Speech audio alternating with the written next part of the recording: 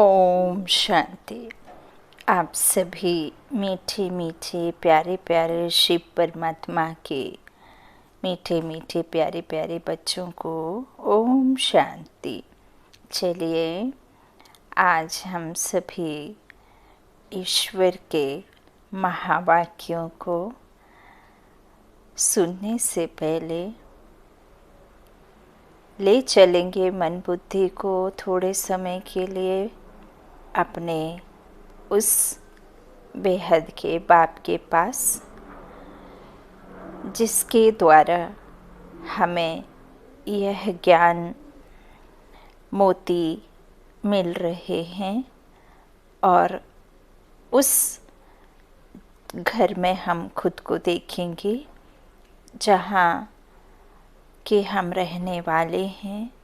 हम आत्माएं वहाँ शांति धाम में रहती हैं, तो वहाँ के एक छोटे से सीन को हम अपने इस मन बुद्धि से देखेंगे। ले चलते हैं खुद को, जैसा जैसा कहते जाएं वैसे वैसे चित्र बनाते जाइए कि मैं एक आत्मा हूँ। ये हड्डी मांस के पुतले से अलग एक लाइट का शरीर हूँ। देख लेंगे खुद को एक लाइट के शरीर में, और वो लाइट का शरीर अब इस हड्डी मांस के पुतले से अलग हो गया है, और ऊपर की ओर अपने घर की छतों को क्रॉस करके ऊपर की ओर जा रहा है। बहुत हल्का है, उड़ता जा रहा है, बादलों से पार पहुंच गया। देख लेंगे खुद को बादलों से पार उड़ते हुए, चांद सितारों की दुनिया से पार, और ऊपर सूक्ष्म वतन में देख लेंगे ब्रह्मा बाबा को फरिश्ता रूप में, और ले चलेंगे ब्रह्मा बाबा के साथ में खुद को उस शांति धाम में जहाँ हमारा बाप रहता है। पहुँच गए वहाँ हम जैसे लाइट के और भी शरीर दिखाई दे रहे हैं। कोई किसी को किसी तरह से मनसा वाचा दुख नहीं, कोई हलचल नहीं, सब अपने अपने कक्ष में बैठे हुए हैं। और नज़दीक जाकर देखा तो परम धाम में एक बड़ी लाइट जो बेहद का बाप है, जैसे ही उस परम पिता परमात्मा ने हमें देखा और बहुत प्यार से कहा, मीठे बच्चे आ गए, मैं तुम्हारा ही इंतज़ार करता रहता हूँ, सदा याद में रहता हूँ कि मेरे बच्चे मेरे पास आएं, शक्तियों से भरपूर होकर जाएं, और नीचे जाकर सेवा कार्य करें, रूहानी सेवा करें। और सभी बच्चों ने बाबा से वादा किया, हाँ बाबा, हम ज़रूर सेवा करेंगे, ज़रूर खुद की पहचान खुद से कराएंगे, और खुद को जब पहचान मिल जाएगी तो हम सभी को पहचान देंगे कि हमारा बेहद का बाप, जो हम आत्माओं की बुझी हुई ज्योत को कैसे सोचरे में ले जा रहे हैं, कैसे हम स्वर्ग में जाने के लिए तैयारी कर रहे हैं, कैसे मुक्ति जीवन मुक्ति का रास्ता स्वयं आप हम रूहानी बच्चों को ब्रह्मा के द्वारा मुरली के द्वारा रोज़ 3 पेज का पत्र बच्चों को लिखते हैं इस तरह से मीठी मीठी बात करके खुद को परमात्मा के नज़दीक बैठ परमात्मा के साथ कंबाइंड होकर बाबा की सर्व शक्तियों का अनुभव करते हुए अपने कर्म में आने के लिए वहाँ से निकल पड़ते हैं और धीरे धीरे वही सब क्रॉस करते हुए फरिश्ता देख लेंगे ब्रह्मा बाबा को नीचे की ओर आसमान से नीचे उतरते हुए, चांद सितारों से नीचे उतरते हुए अर्थ ग्लोब को शक्तिशाली शांति के वाइब्रेशंस देते हुए, हर एक आत्मा को शांत देखते हुए, हर आत्मा को पवित्र देखते हुए नीचे उतरते हुए आ जाएंगे अपने इस देह में और फरिश्ता बन मुरली के महावाक्यों को सुनेंगे। तो शुरू करते हैं। 25 मई 2022 का मुरली है। आज के ईश्वरीय महावाक्य हैं। बाबा ने हम रूहानी बच्चों से कहा, मीठे बच्चे, नींद को जीतने वाले बनो, रात को जागकर ज्ञान चिंतन करो, बाप की याद में रहो तो खुशी का पारा चढ़ेगा। प्रश्न है, भारत में अनेक छुट्टियां होती हैं, लेकिन संगम युग पर तुम्हें 1 सेकंड की भी छुट्टी नहीं मिलती, क्यों? उत्तर में बाबा ने कहा, क्योंकि संगम का एक एक सेकंड मोस्ट वैल्यूबल है। इसमें श्वासों श्वास बाप को याद करना है, रात दिन सर्विस करनी है। आज्ञाकारी वफादार बन याद से विकर्म विनाश करके इज्जत के साथ सीधा घर जाना है। सजाओं से छूटना है, आत्मा और शरीर दोनों को कंचन बनाना है। इसलिए तुम्हें 1 सेकंड की भी छुट्टी नहीं। गीत है हमारे तीर्थ न्यारे। ओम शांति। बच्चे जानते हैं कि तीर्थ यात्रा 2 प्रकार की होती है, एक रूहानी, दूसरी जिस्मानी। घाट भी 2 प्रकार के हो गए, एक तो नदियों के घाट, दूसरा फिर तुम बच्चों के नए नए सेंटर्स अर्थात घाट बनते जाते हैं। पूछेंगे कि कानपुर में ज्ञान अमृत पीने व ज्ञान स्नान करने के कितने घाट हैं, तो कहेंगे 4-5 घाट हैं। एड्रेस भी सब घाटों की डाली जाती है। यह फलाना घाट है, वहाँ जाकर जो स्नान करेंगे वह जीवन मुक्ति पा सकते हैं। बच्चे जानते हैं कि मुक्ति और जीवन मुक्ति किसको कहा जाता है? बरोबर भारत जीवन मुक्त था, उनको ही स्वर्ग कहा जाता है। फिर जीवन बंध में आते हैं तो उनको नरक कहा जाता है। समझा बाबा ने क्या समझाया मुक्ति और जीवन मुक्ति का? बाबा ने कहा, जब हमारा जीवन होते हुए भी हम मुक्त रहते हैं, अर्थात आत्मा निश्चय होकर हम अपना कर्म अकर्म बनाते हैं, उसे स्वर्ग कहा जाता है, जहाँ हम निर्विकारी रह करके अपना पाठ बजाते हैं आदि में। फिर जब हमारा जीवन बंध कब होगा? जब हमारे कर्म बनते हैं तो हमारा जीवन बंधन हो जाता है, उसको नरक कहा जाता है। तुम बच्चे जानते हो हम तीर्थों पर जाते हैं, ज्ञान स्नान करने से ही सद्गति हो जाती है। सद्गति का साक्षात्कार भी तुम बच्चों को हुआ है। सद्गति कहा जाता है स्वर्ग और दुर्गति कहा जाता है नरक को। सद्गति स्वर्ग ज़रूर सतयुग है और दुर्गति नरक कलयुग है। तुम बच्चे सबको निमंत्रण देते हो कि इस कलयुगी नरक से सतयुगी स्वर्ग चलेंगे। स्वर्ग के साथ साथ सतयुग अक्षर जरूर डालना है, तो स्वर्ग और नरक अलग अलग हो जाएगा। नहीं तो मनुष्य कह देते हैं स्वर्ग नरक यहाँ ही है। स्वर्ग और नरक को भारतवासी ही जानते हैं। वहाँ जाएंगे देवी देवता धर्म वाले, और किसको पता नहीं है।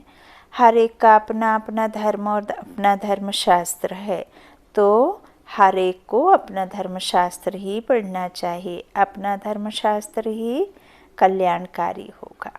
तुम बच्चे जानते हो कि हम बरोबर उच्च कुल के हैं। जब तक तुम मनुष्यों को ड्रामा का राज नहीं समझाएंगे तब तक तो वह घोर अंधियारे में है, इसलिए इन चित्रों पर भी समझाना चाहिए। तुम बच्चे सभी युगों को जानते हो, सिवाय चित्रों के मनुष्य समझ ना सके। बुद्धि में बैठेगा ही नहीं।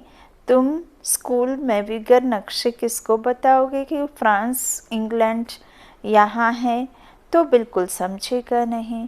तो यह बात भी बगैर चित्रों के कुछ समझ नहीं सकेंगे। बाबा ने पहले भी कहा कि हम मनुष्य आत्मा जो द्वापर से इस तन को ही सब समझ बैठे, और इस तन में कर्मेंद्रियों जिसे जो बाबा के ज्ञान में आने से पहले हम भी यही समझते थे कि हमारी आँख देखती है, कान सुनते हैं, है ना, मुख बात करता है।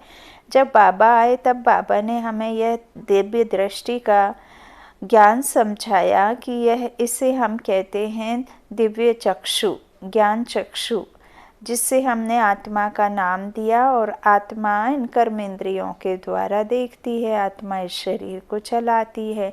यह बात बाबा के ज्ञान में आने के बाद पता चली। तो बाबा कहते हैं फिर द्वापर से जब तुम इस तन को ही सब कुछ समझ चुके, तो फिर बिना चित्रों के तो कोई समझ ना सके, है ना। चित्रों के आगे लाकर समझाना चाहिए कि यह ड्रामा है।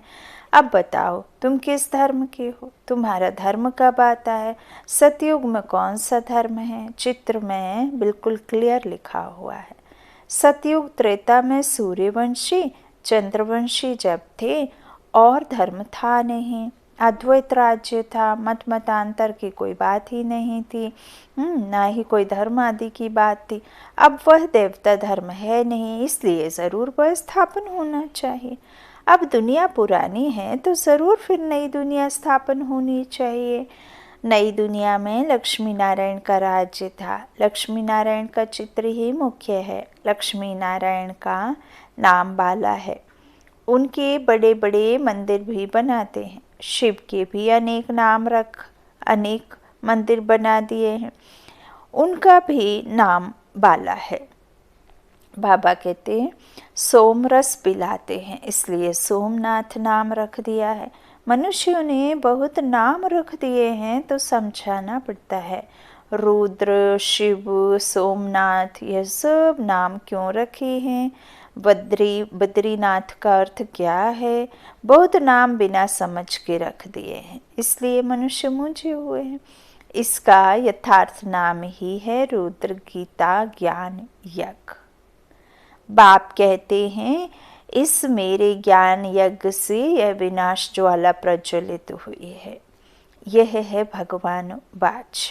तो पहले जब कोई आए तो उन्हें गीता पर भी ज़रूर समझाओ।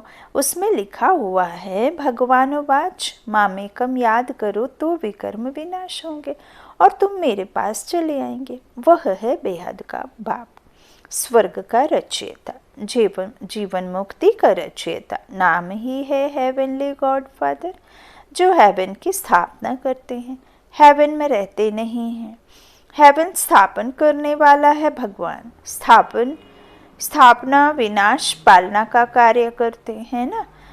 तो अब बाप कहते हैं मुझ पारलौकिक बाप को याद करो और अपने को अशरीरी आत्मा समझो, नहीं तो मेरे पास कैसे आएंगे। बाप कहते हैं यह तुम्हारा अंतिम जन्म है, इसलिए मेरे साथ योग लगाने से, मेरे साथ जोड़ने से, मन बुद्धि के द्वारा मेरे साथ जुड़ना है तो तुम्हारे विकर्म विनाश होंगे। इसको योग अग्नि कहा जाता है। जब हम खुद को माइनस कर लेते हैं तो दुख में आ जाते हैं। प्रारब्धि प्राप्ति खत्म हुई और बस कर्म बनना शुरू हो गया। धीरे धीरे उतरते उतरते सतो प्रधान से तमो प्रधान में आ गए। बाबा कहते हैं तुम्हारे विकर्म फिर विनाश तभी होंगे जब मेरे साथ में तुम प्लस होगे, जुड़ोगे, है ना। तो इसको योग अग्नि कहा जाता है। मनुष्य तो तंदुरुस्ती के लिए अनेक प्रकार के योग सिखलाते हैं, है ना, लेकिन वो शारीरिक तंदुरुस्ती के लिए है। अब आत्मा की तंदुरुस्ती के लिए कौन सिखाए? तब परमात्मा आए तभी सिखाए। जबकि बाबा कहते हैं कि अब योगा तो तुम्हारे शरीर को फिट रखता है, लेकिन योग तो तुम्हारी आत्मा को फिट रखता है। हाँ, तो आत्मा का बल बढ़ेगा तो शरीर का भी बढ़ेगा। हाँ, आत्मा कमज़ोर रहेगी तो शरीर भी कमज़ोर हो जाता है। तो इसीलिए योग मेरे साथ लगाना। बाबा कहते तंदुरुस्त के लिए मनुष्य तो अनेक प्रकार के योग सिखलाते। अब पारलौकिक बाप कहते हैं मेरे से योग लगा और इस ज्ञान की धारणा करो, तो तुम्हारे भी कर्म विनाश होंगे और फिर मैं तुमको सतयुग बैकुंठ की बादशाही दूंगा। तो मानना चाहिए ना। बाप कहते हैं हे नींद को जीतने वाले बच्चे, नींद को जीतकर बाप को याद करो, क्योंकि तुमको मेरे पास मेरी निराकारी दुनिया में आना है। अगर कृष्ण होता तो कहता मेरे बैकुंठ में आना है। जो जहाँ का वासी होगा वहाँ की ही मंजिल दिखाएगा ना। अब निराकार बाप कहते हैं तुम मुझे याद करो तो मेरी निराकारी दुनिया में आएंगे। अब मेरे पास आने का यह एक ही रास्ता है। अभी तुम बच्चे हो मुखवंशावली, कुखवंशावली और मुखवंशावली अक्षर बिल्कुल सहज है। अभी तुम कहते हो बाबा मैं तेरा हूँ, मैं भी कहता हूँ हाँ बच्चे तुम मेरे हो। तो अब तुम मेरी मत पर चलो। तुम जानते हो भारत जब स्वर्ग था तब बाकी इतनी सब आत्माएं कहाँ थी? मुक्ति धाम में। वहाँ है ही एक धर्म, इसलिए ताली बजती नहीं, लड़ाई झगड़े का नाम नहीं। यह लोग भल कहते हैं तो हम हिंदू चीनी भाई भाई, परंतु हैं कहाँ? यह तो लड़ते रहते। अगर भाई भाई होते तो लड़ते कैसे? तो गाते हैं पतित पावन सीताराम, तो ज़रूर खुद पतित हैं तब गाते हैं। सतयुग में तो है ही पावन दुनिया, तो वहाँ ऐसे नहीं गाएंगे। जहाँ नहीं है वहाँ गाएंगे ना। तो यह पतित दुनिया है तब गाते हैं। पावन दुनिया कहा जाता है सतयुग को, पतित दुनिया कहा जाता है कलयुग को। यह भी मनुष्य समझ नहीं सकते, कितने मलिन बुद्धि है। हम भी समझते नहीं थे। तमो प्रधान बुद्धि होने से सब भूल जाते हैं। विस्मृति को गए तो बस मलिन बुद्धि बन गए, है ना। तो बाप कहते हैं तुम बिल्कुल बेसमझ बन पड़े हो। तुम कितने समझदार थे। तुम सो देवता सतो प्रधान थे, अब बेसमझ शूद्र तमो प्रधान बन पड़े हो। तुमने स्वर्ग में कितने सुख पाए। तुम भारतवासियों का ऊंचते ऊंच कुल था, देवी देवताओं का। अब तुम कितने तुच्छ नरकवासी बने हो। यह बाप ही आकर अपने बच्चों को कहते हैं। बच्चे फील करते हैं बरोबर हम सुपूज्य देवता थे फिर पुजारी बने। बाबा ने कितना समझदार बनाया था, अब फिर बन रहे हैं। बाबा फिर वापस बना रहे हैं। यह बातें रात को चिंतन कर बहुत खुशी में आना चाहिए। अमृत वेले उठकर बाबा को याद करो और यह चिंतन करो तो खुशी का पारा बहुत बढ़ेगा। कई बच्चे तो सारे दिन में 1 सेकंड भी याद नहीं करते। भले यहाँ सुनते हैं परंतु बुद्धि योग और तरफ है। निराकार परमात्मा किसको कहा जाता है वह भी नहीं समझते हैं। स्कूल में कोई कोई 2-3 बार भी नापास हो पड़ते हैं। आखिर पढ़ नहीं सकते हैं तो फिर स्कूल ही छोड़ देते हैं। यहाँ भी पढ़ाई समझ में नहीं आती तो छोड़ देते हैं। माया जोर से थप्पड़ लगा देती है, बेकार का घूंसा लगा और सत्यानाश। माया ऐसी प्रबल है, बड़ी दुष्टर है। तुम्हारी बॉक्सिंग कोई मनुष्य से नहीं है, कोई काम कटारी से नहीं है, कोई हाथ में त्रिशूल गन लेकर के लड़ाई की बात नहीं है। बाबा कहते बाहुबल की बात ही नहीं है। कोई मनुष्य से नहीं लड़ना है परंतु माया से है। खुद की खुद से जीत करनी है। और खुद को कैसे जीतना है? माया पर जीत पहनानी है। 5 विकारों को हराना है ना। तो योग बल से ही हरा सकते हैं। तो हम माया पर जीत पाते हैं। इसके लिए तुम बच्चों को बहुत पुरुषार्थ करना चाहिए। जितना हो सके रात को जागकर विचार सागर मंथन करना चाहिए। प्रैक्टिस हो जाएगी। भगवानुवाच सभी बच्चों प्रति है, सिर्फ एक अर्जुन प्रति नहीं। सभी युद्ध के मैदान पर हैं। बाप सभी बच्चों को कहते हैं, बच्चे रात को जागकर मोस्ट बिलबड बाप को याद करो तो विकर्म विनाश होंगे और ज्ञान की धारणा भी होगी। नहीं तो जरा भी धारणा होगी नहीं। अगर मेरी आज्ञा का उल्लंघन करेंगे, मेरे को याद नहीं करेंगे तो बहुत सजाएं खानी पड़ेंगी। ईश्वरीय डायरेक्शन मिलते हैं ना। मैं तुम्हारा बहुत मीठा मीठा बाप हूँ।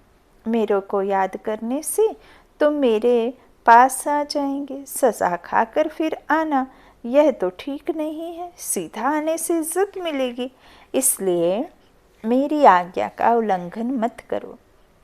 आज्ञा ना मानने वाले को निंदक कहा जाता है। यह है सच्चा बाबा, सच्चा सतगुरु। तो उनकी आज्ञा माननी चाहिए ना। शिव बाबा तो बहुत मीठा है। आत्मा और शरीर दोनों को ही कंचन कर देते हैं। कंचन काया सिर्फ तंदुरुस्ती को नहीं कहा जाता। आत्मा भी प्योर और शरीर भी प्योर, मंदिर भी प्योर और मंदिर में विराजमान देवी भी प्योर, है ना। तो बिल्कुल एकदम आत्मा भी प्योर और शरीर भी प्योर। मंदिर है ना ये, जिसमें ये शुद्ध प्योर निर्विकारी आत्मा बैठेगी। हाँ, प्रकृति के तख्त पर, तो उसका मंदिर शरीर हुआ। तो दोनों चाहिए ना। बाबा कहते प्योर, उसको कंचन काया कहा जाता है। श्रृंगार तो आत्मा के पूरे हों तभी तो वो दुल्हन अच्छी लगेगी, है ना। तो देवताओं की कंचन काया थी। अभी तो सबकी किचड़े की काया है। 5 तत्व तमो प्रधान है, तो उससे शरीर देखो कैसा बनता है, शक्लें देखो कैसी हैं। कृष्ण की तो बहुत महिमा है। ऐसा शरीर तो तुमको स्वर्ग में ही मिल सकता है। अभी तुम फिर ऐसा देवता बनते हो। तो मुख्य बात है रात को जागकर याद करेंगे तो प्रैक्टिस पड़ेगी। नींद को फिटाना चाहिए। प्रैक्टिस करने से सब कुछ होता है। धंधा, धोरी, रोटी बेलना, पकाना आदि सब प्रैक्टिस से सीखना होता है ना। फिर एक आदत पड़ जाती है तो आपको ज़रूरत नहीं रहती कि अब रोटी बेलते समय आप सोच नहीं सकते, बात नहीं कर सकते, है ना।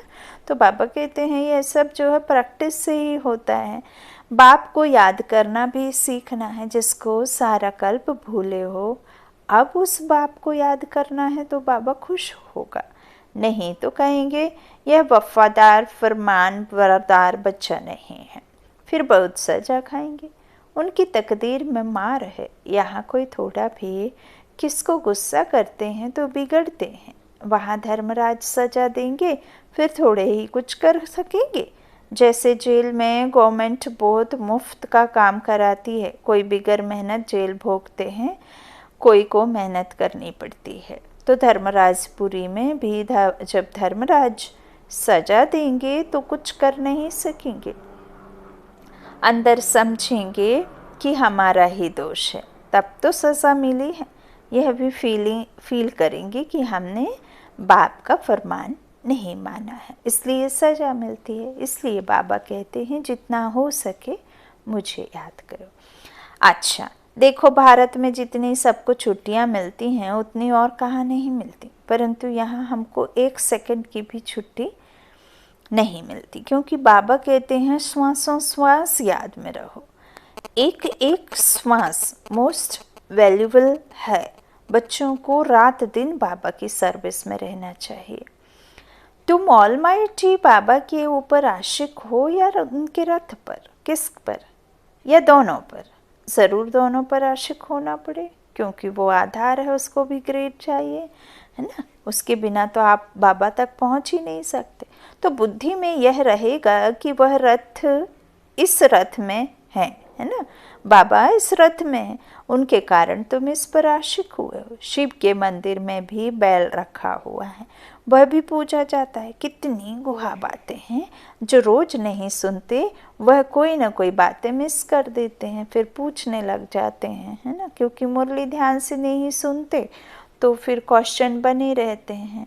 पूछने के लिए उतारू रहते हैं, मन में संकल्प चलते ही रहते हैं कि किससे पूछें, है ना, क्योंकि मिस कर देते हैं। रोज़ कुछ ना कुछ बाबा नया एक डालते हैं और पुराना भी बाबा इसीलिए रिपीट करते हैं क्योंकि फिर नए बच्चे जो आते हैं, कोई 1 रोज़ का, कोई महीने भर का, कोई 2 महीने का, तो फिर उनको अलग से बैठ तो नहीं पढ़ा पाएंगे, है ना। तो इसीलिए फिर मुरली में वही रिपीट भी करते हैं क्योंकि बाबा जानते हैं कोई नया बच्चा रोज़ जुड़ता है। तो जो पुराने बच्चे हैं उनके लिए भी नई बातें लिखी जाती हैं, कही जाती हैं महावाक्य। तो बाबा की बातें समझना, सुनना, गुहा राजों को समझने के लिए मुरली मिस नहीं करना है। जीते जी श्वास श्वास उस परमात्मा को समाना है। अच्छा, तो कितनी गुहा बातें हैं जो रोज़ नहीं सुनते, वह कोई ना कोई बातें मिस कर देते हैं। रोज़ सुनने वाले कभी फेल नहीं होंगे, मैनर्स भी अच्छे रहेंगे। बाबा को याद करने में बहुत बड़ी प्रॉफिट, फ़ायदा है। फिर उनसे भी बड़ी प्रॉफिट बाबा की नॉलेज को याद करना है। योग भी प्रॉफिट, ज्ञान भी प्रॉफिट। बाबा को याद करने से तो विकर्म विनाश होते हैं और पद भी ऊंच मिलता है। जहाँ बाबा रहते हैं वह है मुक्ति धाम, ब्रह्मलोक। लेकिन सबसे अच्छा है यह ब्राह्मणों का लोक। ब्राह्मण जनेऊ ज़रूर पहनते हैं, चोटी भी रखते हैं, क्योंकि बाबा हम ब्राह्मणों को चोटी से पकड़ ले जाते हैं। अच्छा, मीठे मीठे सिकीला दे बच्चों प्रति माता पिता बाप दादा का याद प्यार और गुड मॉर्निंग। रूहानी बाप के रूहानी बच्चों को नमस्ते। हम रूहानी बच्चों के रूहानी माता पिता बाप दादा को याद प्यार और गुड मॉर्निंग। शुक्रिया बाबा, मीठे बाबा, प्यारे बाबा, सबका साथी, सबका सहारा। धारणा के लिए मुख्य सार। पहला बाबा ने कहा शरीर और आत्मा दोनों कंचन बनाने के लिए बाप को याद करने की आदत डालनी है, कभी भी आज्ञा का उल्लंघन नहीं करना है। दूसरा, पढ़ाई के समय चेक करना है कि बुद्धि इधर उधर भागती तो नहीं है। कभी भी पढ़ाई मिस नहीं करनी है, माया की बॉक्सिंग में हार नहीं खानी है। आज का वरदान बाबा ने बच्चों को दिया, बहुत ध्यान से सुनेंगे और बाबा के उस वरदान को अनुभव करेंगे। सर्व आत्माओं को शुभ भावना, शुभ कामना की अंजलि देने वाले सच्चे सेवाधारी भव। तो सिर्फ वाणी की सेवा ही सेवा नहीं है, शुभ भावना, शुभ कामना रखना भी सेवा है। ब्राह्मणों का ऑक्यूपेशन ही है ईश्वरीय सेवा। कहाँ भी रहते सेवा करते रहो, कोई कैसा भी हो, चाहे पक्का रावण ही क्यों ना हो। कोई आपको गाली भी दे तो भी आप उन्हें अपने खजाने से शुभ भावना, शुभ कामना की अंजलि जरूर दो, तब कहेंगे सच्चे सेवाधारी। स्लोगन बाबा ने दिया, पवित्रता ही ब्राह्मण जीवन का मुख्य फाउंडेशन है, धरत परिये धर्म ना छोड़िए। पवित्रता ही ब्राह्मण जीवन का मुख्य फाउंडेशन है, धरत परिये धर्म ना छोड़िए। अच्छा, ओम शांति, ओम शांति, ओम शांति।